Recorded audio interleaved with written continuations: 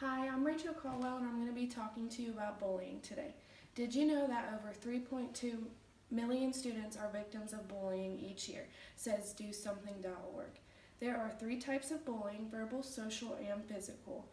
Verbal is writing or saying mean things. Social is hurting someone's reputation or relationship. Physical is hurting a person's body or possessions. Chances are some of the people listening to this speech has experienced at least one of those forms.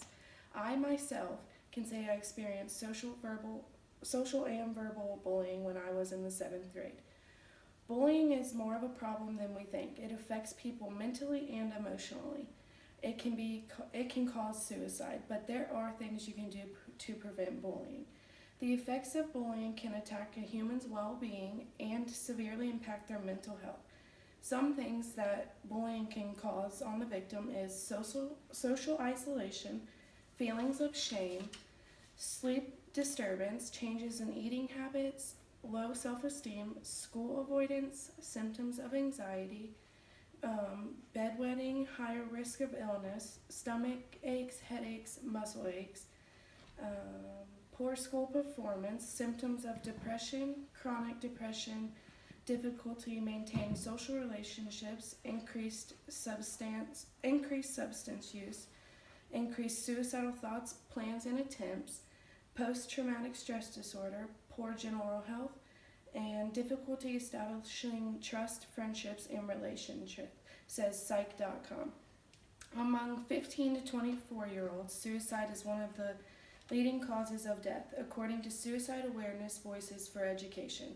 Additionally, 16% of students consider suicide, 13% create a plan, and 8% have made a serious attempt.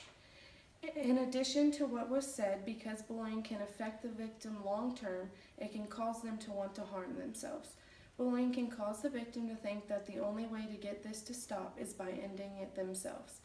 Now that you know how bullying can affect the victim, here are some ways that can prevent bullying in 3 simple steps. 1. Help kids understand bullying and the damage that it causes. 2. Help kids understand they can stand up and speak out. 3. Urge stand-byers to help stop people from bullying the victim. Now that you are more educated on bullying, I'm going to ask you a couple questions. Have you ever been bullied before? If yes, explain how you were. If no, did you ever stand up for someone being bullied? I was bullied before.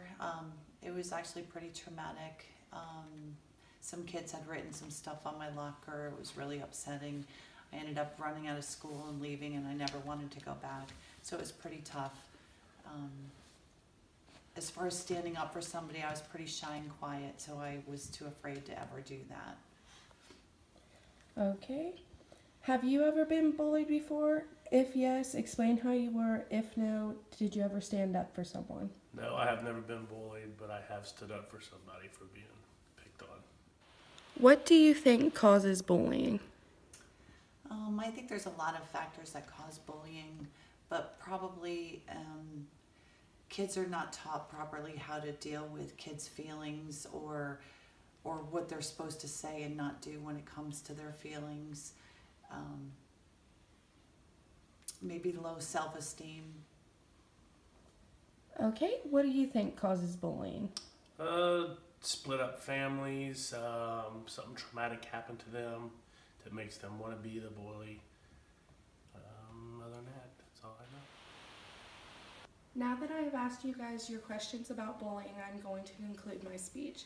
Not only does bullying cause mental and emotional issues, it can cause the most tragic event of someone taking their own life, all because we cannot be nice to each other. Furthermore, there are always ways to prevent bullying, like help kids understand the damage it causes, help kids understand that they can stand up for one another and speak out, and urge bystanders to stop the bullies when they see it. Bullying is actually something we need to prevent because it affects the victims so negatively. So please try to keep the 3 steps to prevent bullying in mind to stop bullying. If I can survive it, so can you. Yay!